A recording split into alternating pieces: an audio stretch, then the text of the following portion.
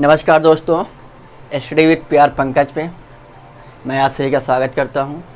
जैसा कि मैंने आपको बताया था कि मौर्य सम्राट अर्थात मौर्य वंश में आपके एक लेक्चर और प्रोवाइड करूंगा, तो इसी का अगला लेक्चर लेकर आज आया हूं। तो चलिए स्टार्ट करते हैं। जैसा कि थोड़ा पृष्ठभूमि देख लेते हैं। मौर्य वंश की स्थापना चंद्रगुप्त मौर्य ने की थी। चंद्रगुप्त मौर्य के बाद उनके पुत्र बिंदुसार आते हैं और बिंदुसार के बाद उनके पुत्र अशोक आते हैं। मौर्य वंश का जो अंतिम शासक है वो वैद्रथ है। वैद्रथ को मारकर पुष्यमित्र शुंग ने शुंग वंश की स्थापना कर दी थी। क्लियर? ये इसके आगे की कहानी थी। मतलब मौर्य वंश का अंतिम शासक से पूछा जा सकता है तो वैद्रथ था, और वैद्रथ को मारकर पुष्यमित्र शुंग ने शुंग वंश की स्थापना कर दी। तो इसके बाद जो अंतिम अगला वंश आएगा आपको शुंग वंश मिलेगा। लेकिन आपको पेट के सिलेबस अकॉर्डिंग शुंग वंश नहीं पढ़ना है।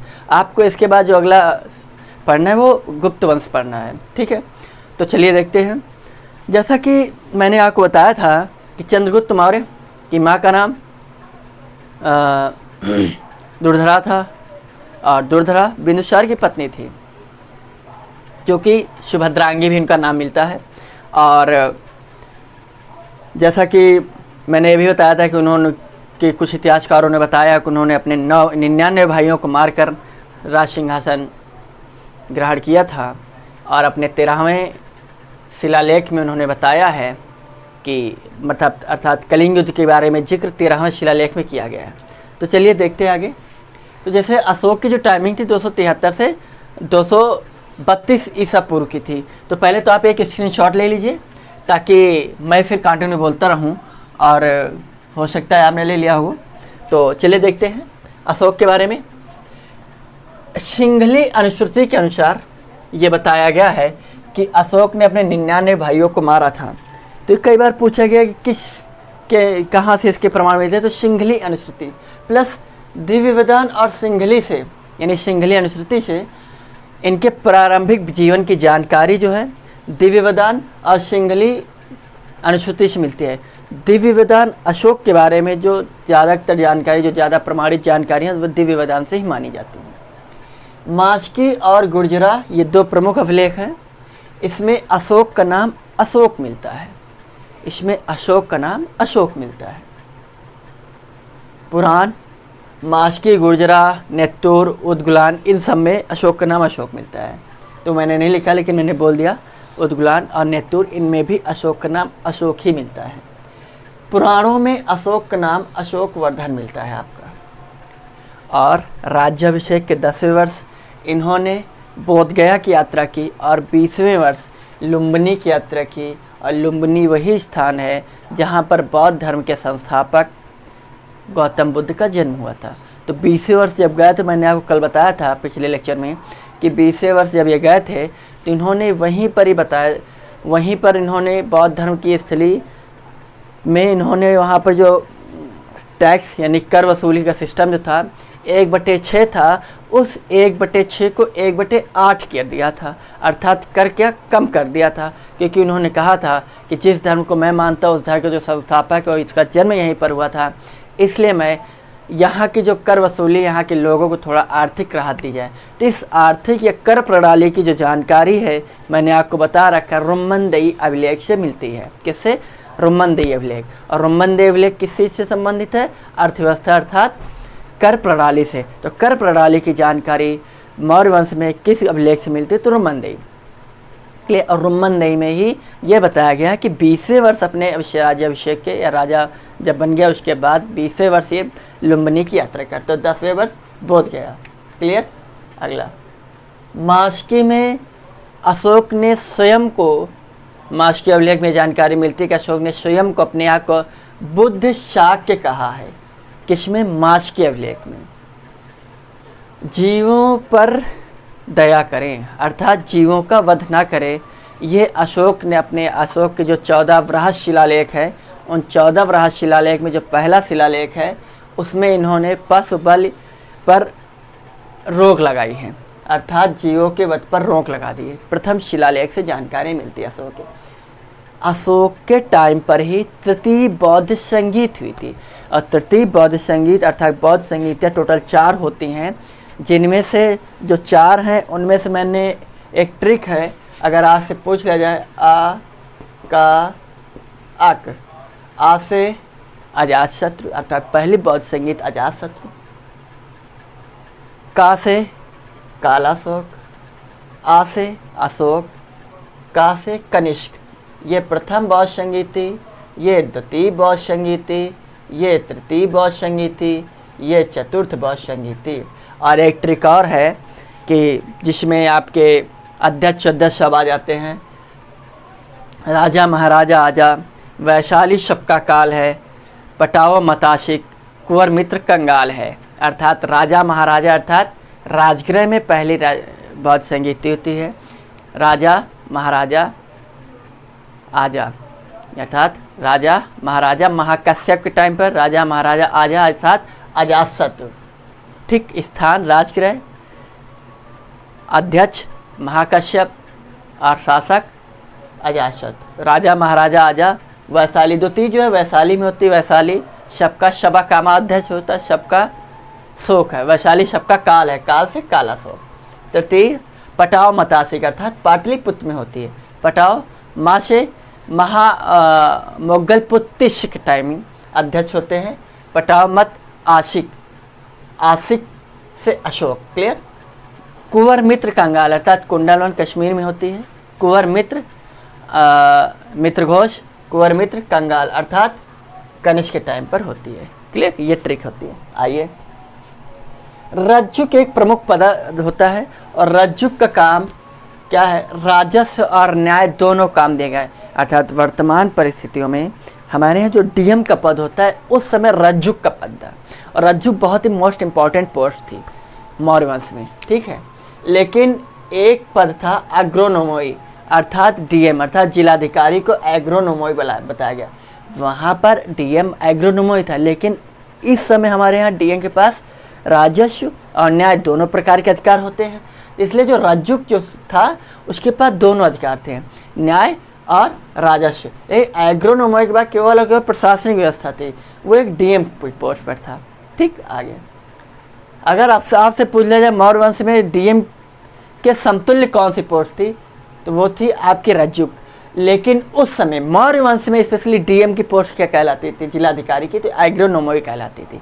लेकिन आज के काल से उस समय की पोस्ट को आप समतुल्य तुलना करेंगे तो वो हो जाएगी रज्जुक। क्लियर। आगे, शाहबाज और मेहसेरा ये दो ऐसे अभिलेख हैं जो अशोक के खरोष्टी भाषा में इनके लिखे गए हैं। तो खरोष्टी भाषा में 2 अभिलेख लिखे गए हैं, क्योंकि सर्वाधिक प्राकृत और ब्राह्मी लिपि में लिखे गए हैं। लेकिन शाहबाज और मानसेहरा ये 2 अभिलेख आपके खरोष्टी भाषा खरोष्टी लिपि में लिखे गए हैं। भाब्रू वो अभिलेख है जिसमें मगध सम्राट का जिक्र मिलता है, अर्थात मगध सम्राट अशोक ने अपने आप को मगध सम्राट भाब्रू अभिलेख में कहा है। ठीक है, आगे न्यायालय 2 प्रकार के थे, एक था कंठ शोधक और एक था धर्मस्थायी। कंठ शोधक न्यायालय अर्थात फौजदारी और धर्मस्थायी दीवानी, इस समय भी 2 प्रकार के होते हैं, दीवानी और फौजदारी। ठीक है, तो वो भी कंठ शोधक फौजदारी था। कंठ यानी कांटा लगेगा तो आपको गुस्सा आएगा तो लड़ाई होगी, कांटे से लड़ोगे तो कंठ शोधक यानी फौजदारी। धर्मस्थायी धर्म जमीन जायदाद से जब भी कोई काम होगा तो दीवानी का केस होगा। क्लियर। भाब्रू अभिलेख में ही बौद्ध होने का सबसे प्रबल जो प्रमाण है, अर्थात गौतम बुद्ध के बौद्ध होने का जो सबसे प्रबल प्रमाण है वो भाब्रू अभिलेख से ही मिलता है। ठीक है, और बोध गया की यात्रा इन्होंने की है, इसकी भी जानकारी भाब्रू अभिलेख से ही होती है। एक चीज़ मैं आपको कल बताना भूल गया था कि इलाहाबाद और कौशाम्बी अभिलेख मैंने आपको बताया था, तो स्तंभलेख, तो इलाहाबाद और ये कौशाम्बी अभिलेख के इलाहाबाद अर्थात कौशाम्बी से इलाहाबाद अकबर लेकर गया था अकबर के टाइम पे। ठीक है, तो उसको स्पेशली रानी का अभिलेख भी बोलते हैं। क्या बोलते हैं? रानी का अभिलेख। और रानी किस रानी की, उसमें अशोक की किस रानी का जिक्र है? तो कारुआकी स्पेशली अशोक की पत्नी थी। उसमें अशोक की सिर्फ एक ही पुत्र की जानकारी मिलती है इस स्तंभलेख में, तेवर की। ठीक, एक पुत्र तीवर और एक रानी कारुआ की जानकारी आपको इलाहाबाद या कौशाम्बी स्तंभलेख से मिलती है। गुप्तचर प्रणाली भी दो भागों में विभाजित थी और मौर्य वंश में गुप्तचर को गूढ़ पुरुष कहा गया है। क्या कहा गया? गूढ़ पुरुष। तो जो प्रणाली थी एक संस्था थी और एक संचरा थी। संस्था जो थी स्थायी गुप्तचर थे एक जगह रहकर, लेकिन जो संचरा थी वो घूम फिरकर अपना गुप्तचर यानी खुफिया जानकारियाँ इकट्ठा करती थी। ये कुछ अशोक के समय पर 5 प्रांत हैं। उन 5 प्रांतों की राजधानी अक्सर पूछ ली जाती, जिसमें से आपको पता होना चाहिए। उत्तरापथ की राजधानी तक्षशिला। तक्षशिला आपका पाकिस्तान वर्तमान में पड़ेगा, लेकिन उससे मैंने आपको बता रखा है कि चंद्रगुप्त का जो टाइम का पीरियड है, अगर मैं यहाँ पर आपको दिख रहा तो मैं आपको अगर एक बार मैप बना के दिखाऊं तो ये है चंद्रगुप्त का, ये मैप बना रहा हूँ मैं, ठीक है। ये है उस समय का भारत चंद्रगुप्त के टाइम का। लेकिन चंद्रगुप्त का शासन कितना था? ये एरिया, ये ऐसे, ये ऐसे, ये है भैया पूरा आपका मौर्य वंश। इसको चंद्रगुप्त ने बनाया था भैया, ठीक। और बिंदुसार ने इसको मेंटेन रखा और अशोक ने भी उसको मेंटेन ही रखा और कलिंग को भी इसमें शामिल कर लिया अशोक ने। क्लियर? तो उत्तरापथ यानी इस एरिया की राजधानी तक्षशिला, कलिंग तोसली, वही कलिंग जिसको अशोक ने जीता, उसकी राजधानी ये आपका एरिया, ये है भैया कलिंग, ये ठीक है। कलिंग की राजधानी तोसली। दक्षिणापथ यानी ये वाला एरिया आपका, ये वाला, ये इसकी राजधानी सुवर्णगिरी, ये लिखिए यहाँ पर भैया। और प्राच्य पूर्वी प्रदेश, ये एरिया जो बच रहा है आपको, इसकी राजधानी आपकी पाटलिपुत्र और एक अवंत्रिट या अवंती, इस एरिया की राजधानी उज्जैनी, ये एरिया जो बचा है आपका। क्लियर? आगे समझ में आ गया। कुछ पदाधिकारी अक्सर आपसे एग्जाम में पूछ लिया जाता है।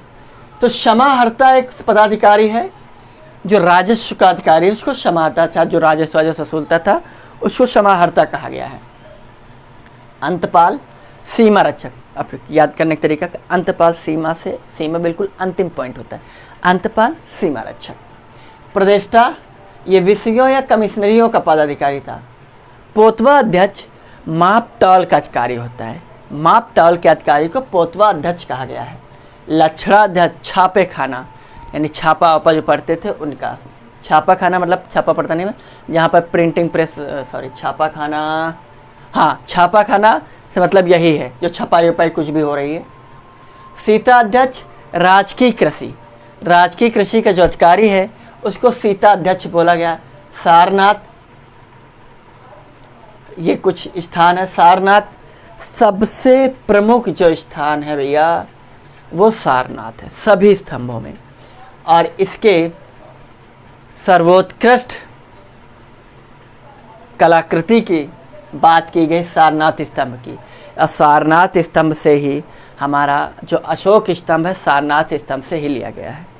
सत्यमेव जयते मुंडकोपनिषद से, और सारनाथ से अशोक स्तंभ लिया गया जिसमें 4 शेर चारों दिशाओं में मुख किए हुए हैं, ठीक है। और जितने भी अशोक के पीरियड के स्तंभ लेख हैं वो सारे के सारे स्तंभ लेख चुनार के बलुआ पत्थर से बने हुए हैं। किसके? चुनार के बलुआ पत्थर का। ये मोस्ट इम्पॉर्टेंट पॉइंट है, पूछ सकता है। सांची का स्तूप जो है वो अशोक का सर्वश्रेष्ठ माना जाता है। मैंने सारनाथ का बता दिया, लेकिन सांची की स्तूप सर्वश्रेष्ठ कलाकृति में माना गया है, और ये एमपी के रायसेन जिले में स्थित है, एमपी के रायसेन। क्लियर? आगे कुछ और चीज़ें हैं, जान लीजिए, एग्जाम पॉइंट ऑफ व्यू से काम देंगी। अंतिम मौर्य शासक वृहद्रथ, जैसे मैंने आपको बता ही रखा है। जूनागढ़ के शासक रुद्रदामन, जैसे मैंने आपको कल पिछली क्लास में मैंने आपको बताया था कि सुदर्शन झील की जानकारी रुद्रदामन अभिलेख से मिलती है, और उस रुद्रदामन अभिलेख में जूनागढ़ के शासक रुद्रदामन का है, और उसमें रुद्रदामन ने भी उस झील का जीर्णोद्धार कराया था। चंद्रगुप्त मौर्य ने बनवाया था, उस समय पुष्यगुप्त नामक उनका सेनापति था। और अशोक ने उसी झील से नहरें निकलवाई थी। और ये एरिया गिरनार पड़ता है। गिरनार था वर्तमान में सौराष्ट्र, सौराष्ट्र यानी गुजरात का एरिया, गुजरात को सौराष्ट्र वाला एरिया। और जूनागढ़ शासक रुद्रदामन ने उसका सुदर्शन झील का जीर्णोद्धार कराया था। उस समय भी पुलिस प्रणाली थी, यानी कानून व्यवस्था को मेंटेन रखने के लिए पुलिस थी, लेकिन वहाँ पर मौर्य वंश में पुलिस को रक्षिन कहा गया। कितनी अच्छी बात है कि मौर्य वंश में अशोक को पता था कि आगामी भविष्य में हमारे 2-3 हज़ार वर्ष बाद जो हमारे यहाँ पुलिस होगी रक्षिन का ही काम करेगी, राक्षसी प्रवृत्ति हो जाएगी कि जहाँ पैसा मिलेगा वही काम करेंगे वो, अर्थात जो सही है उसके लिए वो कभी काम नहीं करेंगे, जहाँ पैसा मिलेगा वहाँ वो काम करेंगे, हर सही चीज़ को गलत कर देंगे, हर गलत चीज़ को सही कर देंगे। ये इस समय एक राक्षसी प्रवृत्ति की बुद्धि हो गई हमारे पुलिस डिपार्टमेंट की।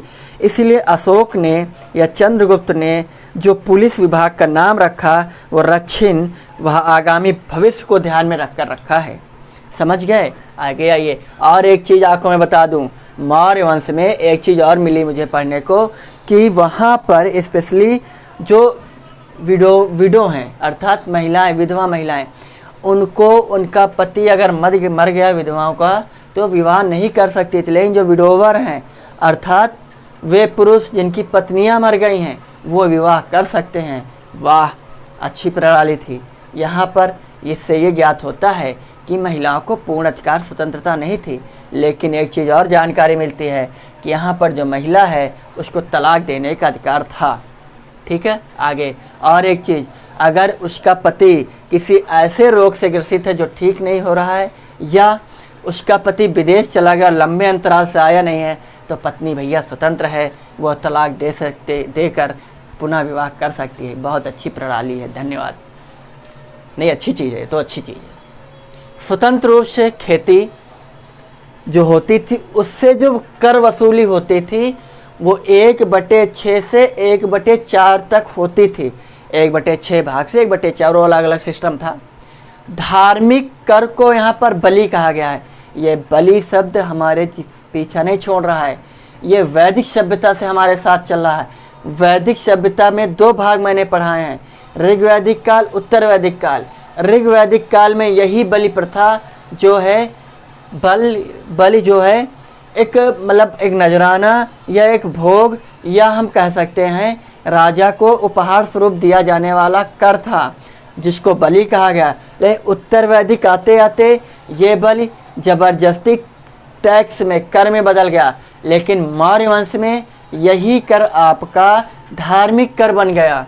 आगे कुछ वृहद शिलालेख अशोक के हैं 14, उनमें से जो पहला शिलालेख मैंने आपको बता दिया, वहाँ पर पशु बलि प्रथा पर रोक लगा दी गई है। लेकिन दूसरे शिलालेख में कुछ अशोक के जो प्रमुख, उस समय दक्षिण भारत में कुछ प्रमुख राजवंश थे, वंश थे, उनसे अशोक के संबंध थे। तो कौन कौन से वो राज थे? चोल थे, पांड्य थे, सतीपुत्र, केरलपुत्र, और एक देश का नाम मिलता है ताम्रपर्णी। ताम्रपर्णी अर्थात श्रीलंका को कहा गया है। क्लियर? और ये जो है द्वितीय शिलालेख और 13वें शिलालेख, इन दोनों में इन प्रांतों और इन देश की जानकारी मिलती है। और एक चीज़ है, दूसरा शिलालेख में ही, अशोक के दूसरे शिलालेख में ही पशु और मनुष्य की चिकित्सा की बात की गई है। किसमें? दूसरे में। मनुष्य और पशु 2 हैं, ठीक, तो 2 हैं, तो दोनों की चिकित्सा की बात की इसमें 2 में, अर्थात दूसरे शिलालेख में। याद हो गया? गुड। अगला, राजकीय अधिकारी हर 5वें वर्ष पर अपने अपने राज्यों का दौरा करेंगे और धर्म से संबंधित चीज़ों पर जो भी समस्याएं होंगी इनको सॉल्व करेंगे, जनता से मिलेंगे। ये अशोक ने कहा है अपने 5वें शिलालेख में। और तीसरे शिलालेख में अशोक ने भेरी घोष की जगह धम्म घोष पर ध्यान देने की बात की है। अर्थात अशोक ने कहा है किसी मूर्ति पूजा या किसी धर्म की पूजा, किसी देवी देवता की पूजा करने से अच्छा है आप धर्म की पूजा करें, अर्थात धम्म की पूजा करें, और धम्म की पूजा करने से आपको मोक्ष की प्राप्ति होगी। ठीक है, आगे धम्म महापात्रों की नियुक्ति अशोक ने अपने 5वें शिलालेख में की है। भेरी घोष की जगह धम्म घोष, ये 4थे शिलालेख में जानकारी इसकी मिलती है। और धम्म महामात्र की नियुक्ति 5 अर्थात धर्मों को मेंटेन रखने के लिए, उनके बारे में लोगों को जागरूक करने के लिए धम्म महामात्र पद की स्थापना की गई थी, नियुक्ति की गई थी। सुदामा, कड़ चौपड़, विश्व झोपड़ी, ये 3 प्रमुख गुफाएं हैं जो अशोक ने बराबर गुफा में आजीवक संप्रदाय के लोगों को दान में दी थी। वहीं पर यहाँ की जो राजकीय मुद्रा थी मौर्य वंश की, वो थी पड़, और पड़ ही जो पदाधिकारी थे जिनकी नियुक्ति होती थी उनको पड़ ही दान वेतन के रूप में दिया जाता था। और यहाँ पर ये जो पड़ थी 3/4 के तौल के बराबर थे, और ये पड़ चांदी के सिक्के होते थे, समझ गए। और अशोक को महान कहा गया है। महान मतलब चाहे आप अशोक को देख लें चाहे अकबर को देख लें, महान इसलिए कहा गया है क्योंकि इन्होंने जो भी काम किए हैं उसमें कुछ अपने कार्यकाल में एक ऐसा काम किया जो धर्म से संबंधित था, इसलिए इनको धर्म बोल दिया गया। इन्होंने धम्म घोष की स्थापना की, ठीक है। उसी प्रकार अकबर ने भी एक धर्म की स्थापना की थी, ठीक है। तो ये है मौर्य साम्राज्य अर्थात मौर्य वंश, और मौर्य वंश की प्रमुख बातें यही हैं। और बाणभट्ट के बाणभट्ट के मुद्रा राक्षस, उनकी पुस्तक है बाणभट्ट की, उसमें उन्होंने चंद्रगुप्त को वृषल और निम्न कुल का बताया है, मैंने आपको कल बता दिया था। और राजतरंगिणी कल्हड़ की पुस्तक है, ठीक है। कल्हड़ और मुद्रा राक्षस, ये पुस्तकें आपको कुछ प्रमुख पुस्तकें जो मैं आपको बता दूंगा, उन्हीं में से आयोग आपसे क्वेश्चन पूछेगा, ठीक है। तो ये रहा मौर्य साम्राज्य आपका समाप्त हो गया। अशोक के बारे में सारी जानकारी। हाँ, एक चीज़, अशोक के कुछ पुत्र पुत्रियों की जानकारी, उनकी पुत्री संघमित्रा और पुत्र